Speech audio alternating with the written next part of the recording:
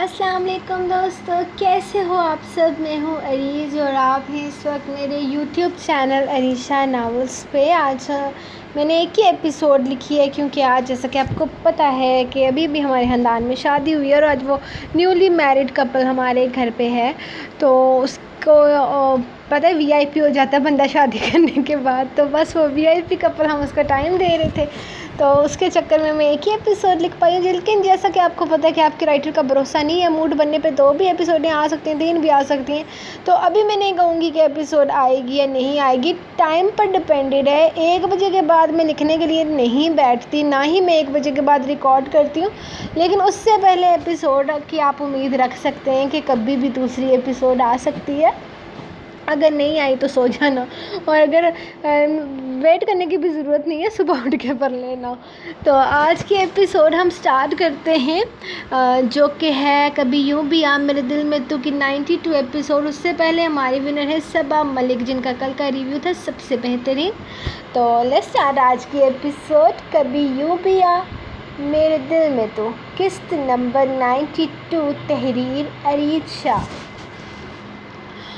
وہ نماز پڑھ کے فارغ ہوئی تو نظر بیڈ پر بے سود پڑے تاشفین کی طرف گئی تھی۔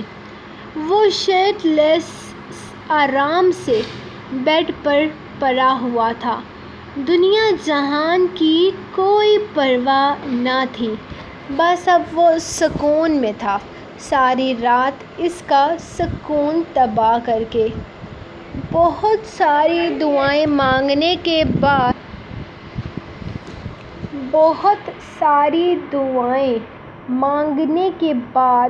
وہ اس کے پاس بیٹھتے ہوئے اس کے سینے پہ پھونک مارتی اس کے ماتھے پر نرمی سے اپنے لب رکھ گئی۔ وہ سوتے ہوئے بہت معصوم لگتا تھا، بالکل کسی چھوٹے سے بچے کی طرح، لیکن یہ چھوٹا سا بچہ اسے بہت تنگ کرتا تھا۔ کل رات اس نے 1 سیکنڈ کے لیے بھی اسے سونے نہ دیا تھا۔ اپنے مطابق تو وہ اس کی عقل ٹھکانے لگا چکا تھا، جبکہ صبح اسے اپنی باہوں سے آزاد کرتے ہوئے بھی اس نے صاف الفاظ میں کہا تھا کہ وہ واپس جانے والے ہیں، اور وہ بھی آج ہی۔ وہ یہاں پاکستان میں رہنے کے لیے نہیں آیا اور نہ ہی ان لوگوں کے بیچ رہ سکتا ہے، اسی لیے وہ اپنی تیاری پکڑے۔ اٹھ جائیں تاشفین، بہت وقت ہو چکا ہے، دیکھیں 4:30 بجنے والے ہیں، جلدی سے اٹھیں اور یہاں اس کمرے سے نکلیں، کیونکہ میں نہیں چاہتی کہ کوئی بھی آپ کو اس کمرے میں دیکھ لے۔ وہ اسے جگانے کی کوشش کر رہی تھی، جبکہ وہ اس کے گرد اپنی باہوں کا حصار مضبوط کرتا اسے ایک جھٹکے میں اپنے ساتھ بیڈ پر گراتے ہوئے اس کے اوپر اپنا وزن ڈالتا اسے خود میں قید کرنے لگا۔ اور میں نہیں چاہتا کہ اس وقت تم مجھ سے دور جاؤ، یہ لمحے میرے لیے بہت خاص ہیں۔ اس کے لبوں کو چومتے ہوئے وہ ایک بار پھر سے اس کے دلنشیں وجود میں کھونے لگا تھا۔ ابھی 1 گھنٹہ پہلے ہی تو اس نے اپنی جان بخشوائی تھی، اور وہ پھر سے پکڑی گئی تھی۔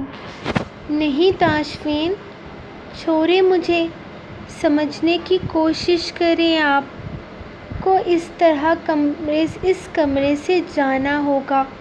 وہ بول ہی رہی تھی جبکہ وہ اس کے لبوں کو قید کرتا ایک ہی لمحے میں اسے بے بس کرتے ہوئے اس کے ہوش اڑانے لگا۔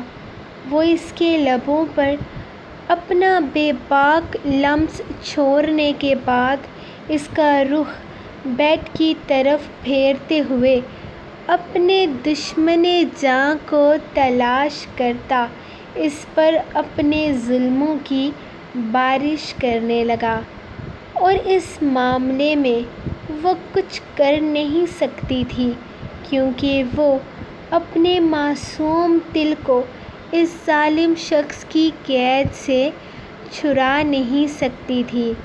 وہ معصوم تو صرف اس کے جسم پر ہونے کی سزا کاٹ رہا تھا، جبکہ وہ اس کے دل کو چومتے ہوئے بے حال کرنے لگا۔ اس کی شدتوں کے نشان اپنی گردن پر محسوس کرتے ہوئے وہ آنکھیں بند کر گئی۔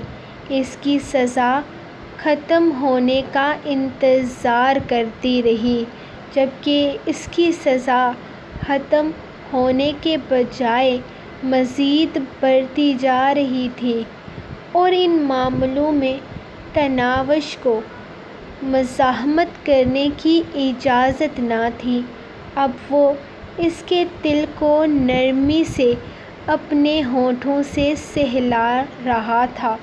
وہ آہستہ آہستہ انگوٹھے سے اس کو چھوتے ہوئے اس کی کمر پر اپنے لبوں کا لمس چھوڑتا اسے بے حال کرنے لگا تھا، جبکہ وہ اسے کچھ بھی کہہ نہیں سکتی تھی کیونکہ اسے روکنے کا مطلب تھا اسے غصہ دلانا، اور اس وقت وہ اسے غصہ دلا کر ہرگز ناراض نہیں کرنا چاہتی تھی، ورنہ ممکن تھا کہ یہاں کوئی بھی ہنگامہ کر دے، اور اس وقت وہ صرف روشنی پھیلنے سے پہلے اسے اس کمرے میں بھیجنا چاہتی تھی، جو ممکن تھا اس کی بات ماننے کے بعد، ورنہ وہ اپنی پہ آتا تو صرف اپنی ہی منواتا تھا۔ وہ خاموشی سے اس کی باہوں میں پگھلتے ہوئے اس کے جنون کے ختم ہونے کا انتظار کرنے لگی۔ وہ اپنی ہی دھن میں اسے قید کیے اس کے ہوش اڑاتا چلا جا رہا تھا۔ اس کا مزاحمت کرتے ہوئے اپنا آپ اس کے حوالے کر دینا اسے اس وقت دنیا کا سب سے خوبصورت وقت لگا تھا۔ اس کی آنکھ کھلی تو دیکھا وارق اب تک گہری نیند میں تھا۔ ایک نظر گھڑی کی طرف دیکھا تو وہ 7:30 بجا رہی تھیں۔ وارق کو ابھی کام پر جانے میں کافی سارا وقت باقی تھا۔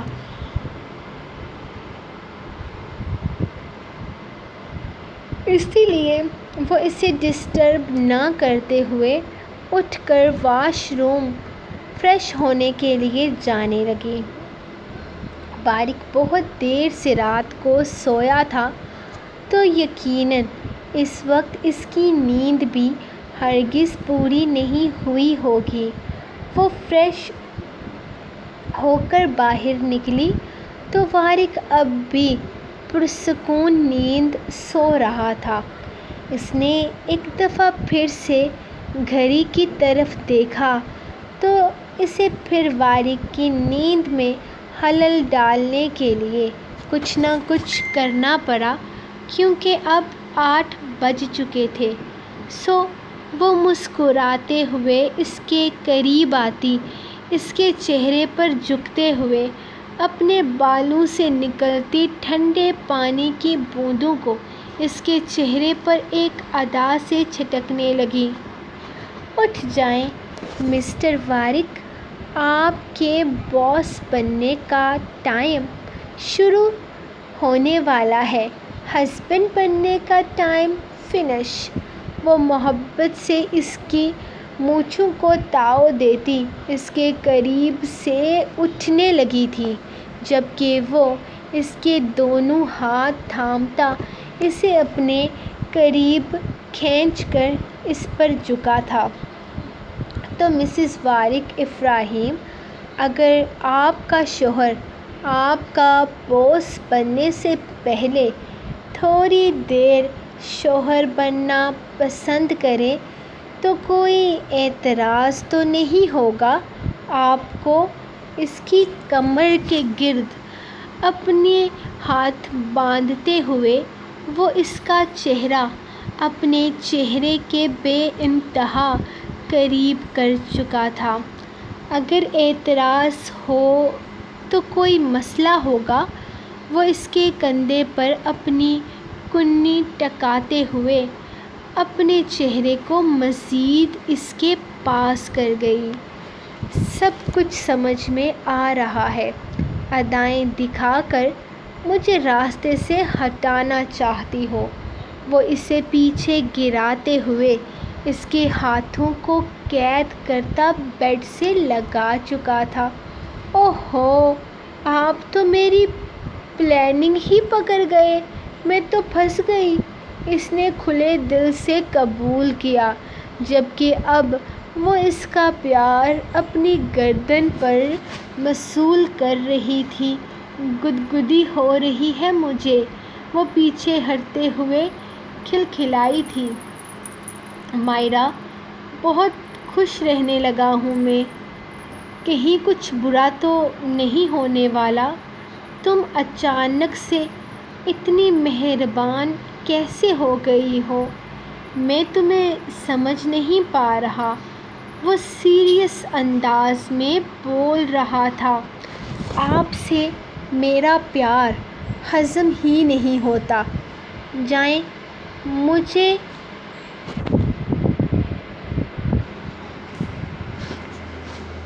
پیچھے ہٹیں، وہ ناراضگی دکھانے لگی، جبکہ وہ کانوں کو ہاتھ لگاتا اس کا چہرہ تھامتے ہوئے اس کے لبوں پر جھک گیا تھا۔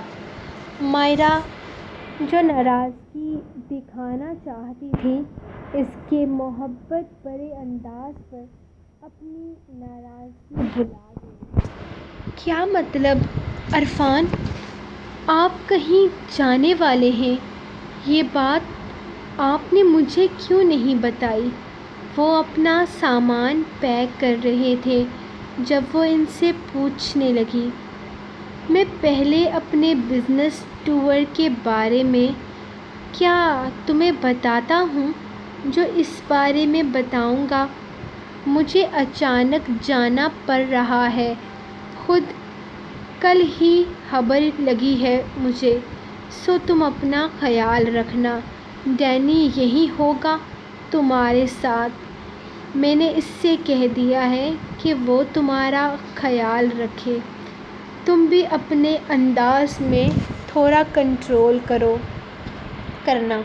وہ جتنا جلدی تمہارے قریب آنے کی کوشش کرتا ہے، تم اتنا ہی اس پر بے فضول کے الزام لگا کر اسے ذلیل کرتی ہو۔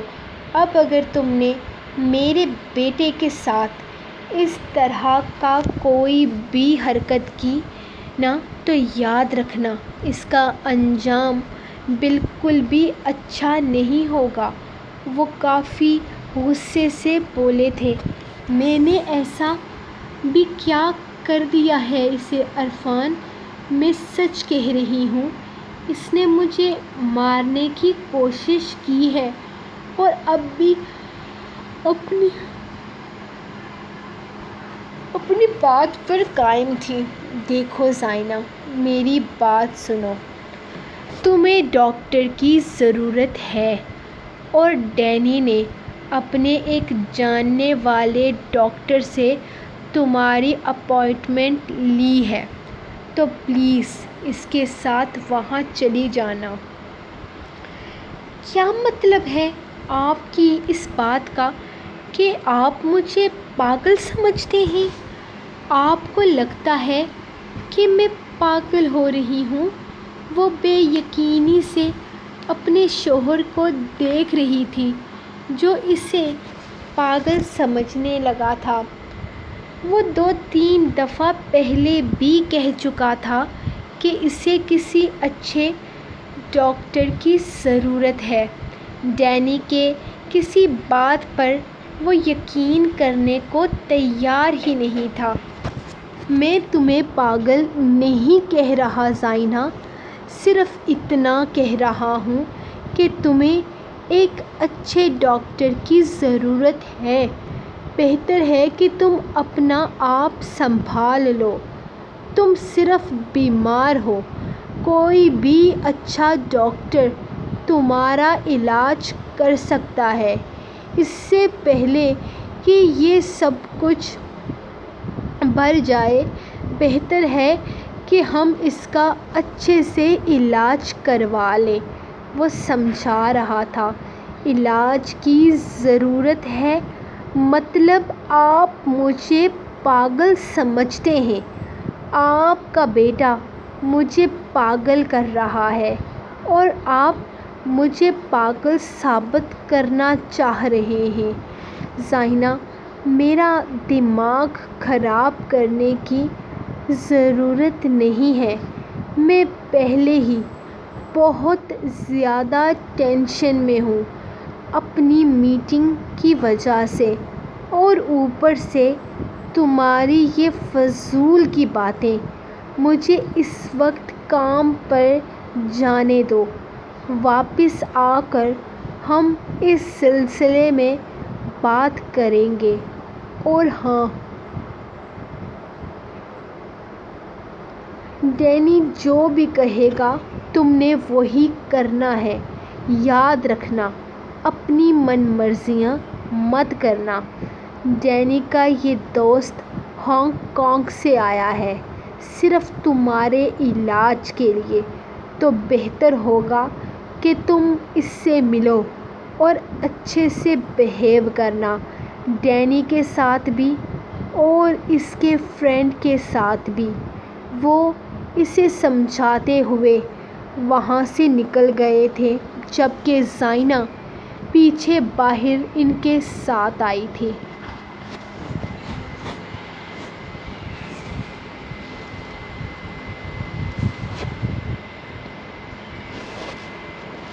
ڈیڈ، میں آپ کو بہت مس کروں گا۔ وہ کمرے سے نکلے تو ڈینی ان کے گلے لگتے ہوئے کہنے لگا، جبکہ اسے اپنے ساتھ لگاتے ہوئے وہ اس کے ماتھے کو چوم چکے تھے۔ میں بھی تمہیں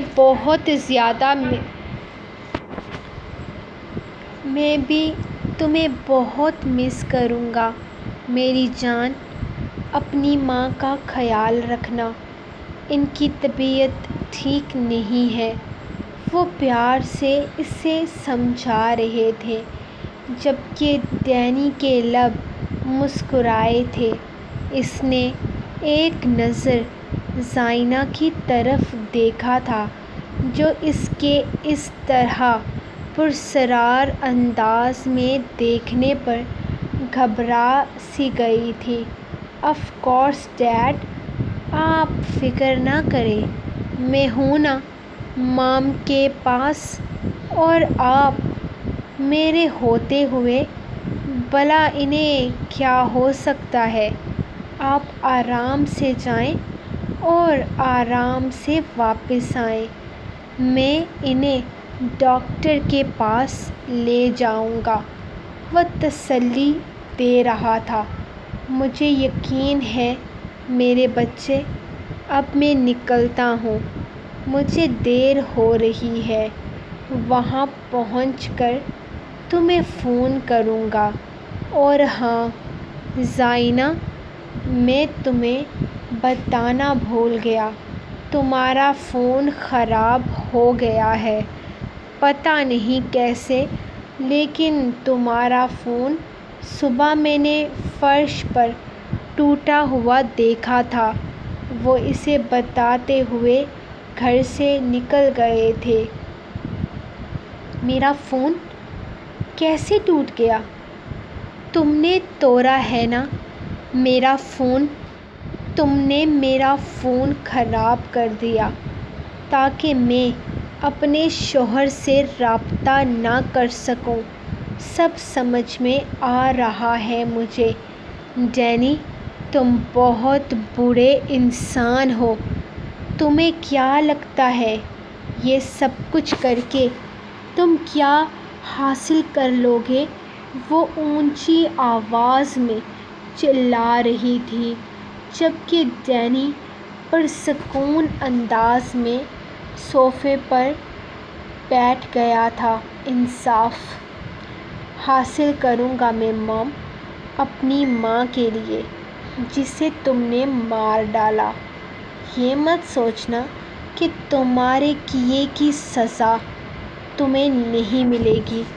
وہ کھل کر سامنے آیا جبکہ اس کے انداز پر وہ ہنسی تھی۔ مجھے قاتل ثابت کرنا چاہتے ہو؟ اپنی ماں کو انصاف دلانا چاہتے ہو؟ کیسے دلاؤ گے اپنی ماں کو انصاف؟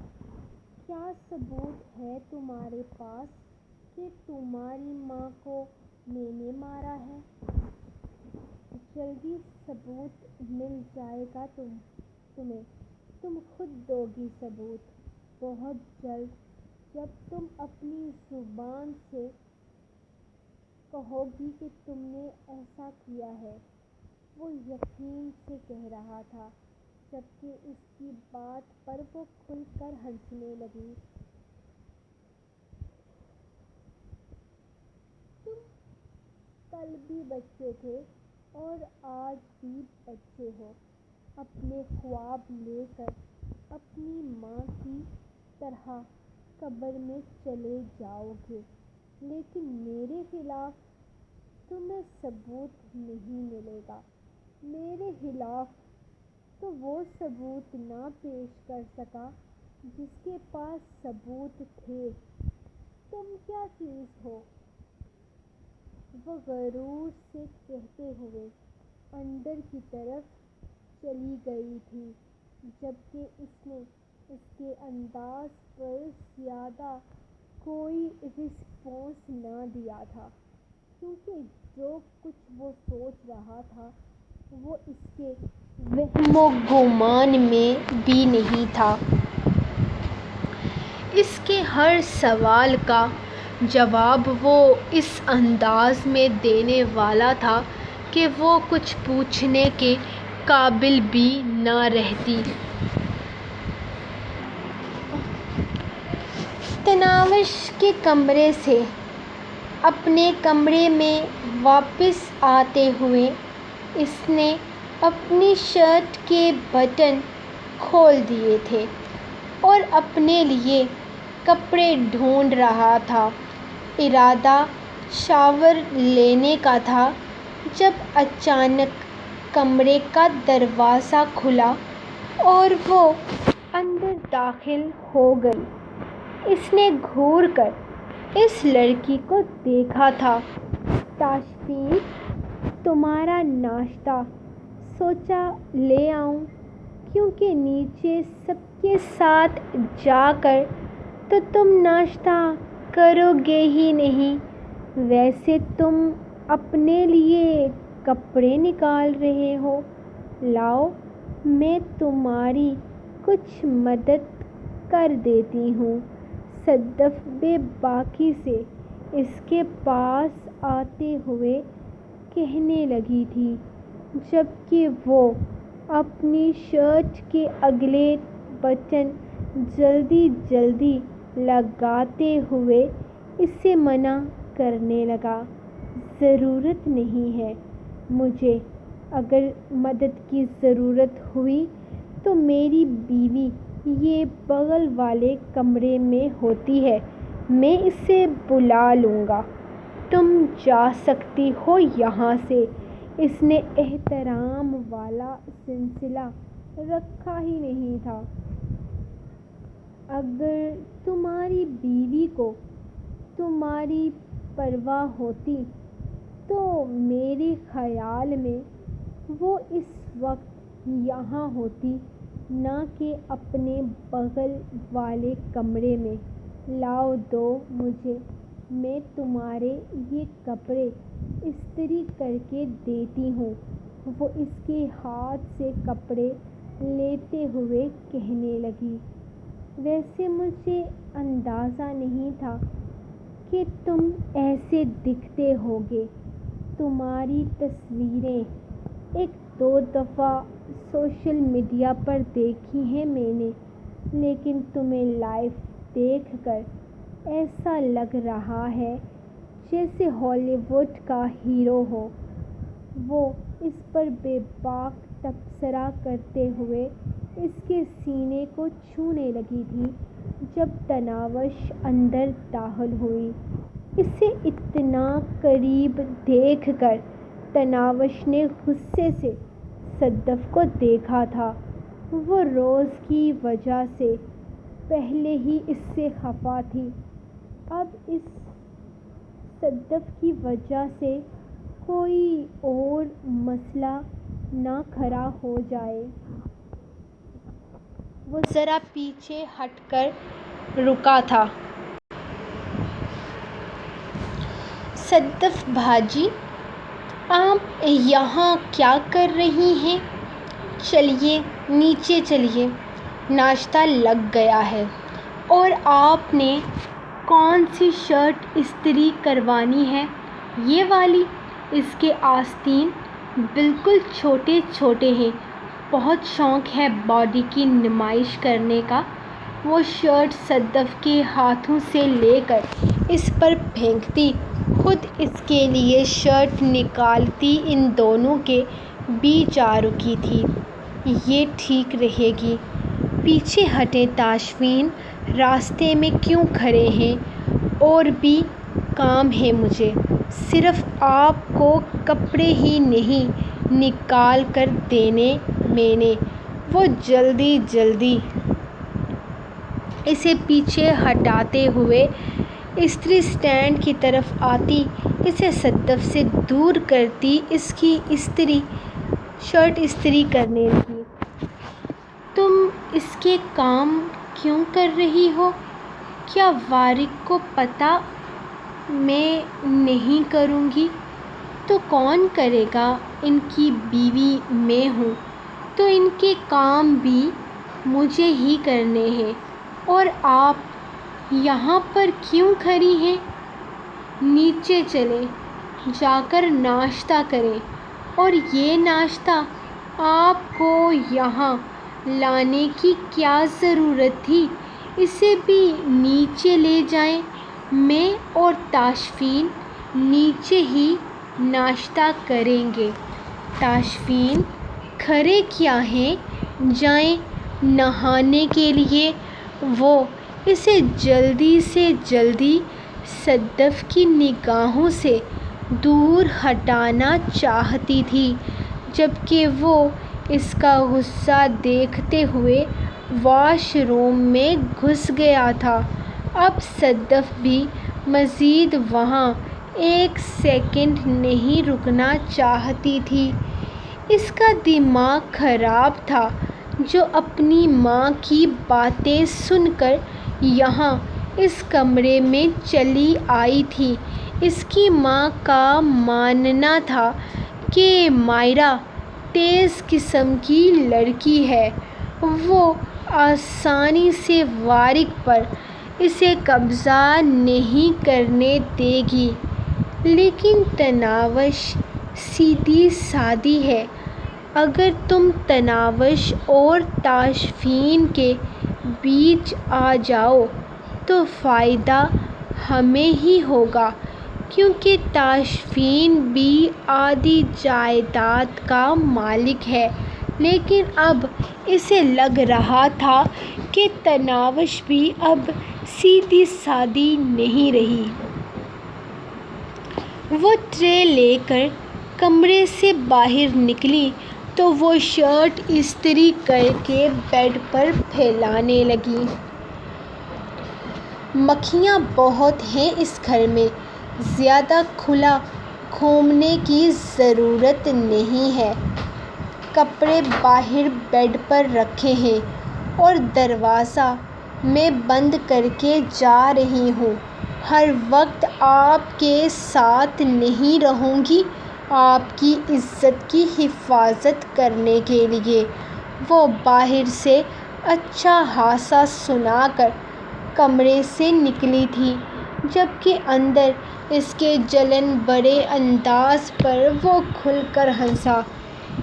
اتنا اس کا یہ انداز اسے بہت تناوش کا یہ انداز اسے بہت اچھا لگ رہا تھا، اور اب وہ جلدی جلدی نہا رہا تھا تاکہ نیچے جا سکے۔ اس کا ارادہ تناوش کے ساتھ ناشتہ کرنے کا تھا، اور وہ بھی وارق کے سامنے بیٹھ کر، تاکہ وارق کو پتہ چل سکے کہ تناوش پر وہ کیا حق رکھتا ہے، اور وہ جب چاہے اپنی بیوی کو یہاں سے لے کر جا سکتا ہے، اور ویسے بھی اب وہ اسے یہاں آنے بھی نہیں دینے والا۔ اس کا ارادہ آج ہی شام کی فلائٹ سے واپس جانے کا تھا، اور یہی بات وہ سب کو بتانے والا تھا۔ سو گائز، یہ تھی آپ لوگوں کی ایپیسوڈ۔ جیسا کہ میں آپ سب کو بتا چکی ہوں کہ نیولی میرڈ کپل ہمارے گھر پہ ہے اس وقت، اور وہ لوگ باہر محفل لگا کر بیٹھے ہیں اور مجھے کوئی 10 دفعہ بلا چکے ہیں۔ تو اب مجھے جانا ہوگا، تو آج ایپیسوڈ نہیں آئے گی دوسری۔ آج آپ لوگ ایک ہی ایپیسوڈ پہ گزارا کرو، کل سے ہم پھر سے 2 ایپیسوڈ والا سلسلہ سٹارٹ کر دیں گے۔ تو سب سے پہلے تو thank you so much guys اتنے سارے لائکس دینے کے لیے۔ اس ایپیسوڈ پر بھی آپ کے بہت سارے لائکس کا انتظار کرتی آپ کی رائٹر ملے گی نیکسٹ ایپیسوڈ میں آپ کو۔ تب تک کے لیے اجازت، دعاؤں میں یاد رکھیں۔ اللہ حافظ۔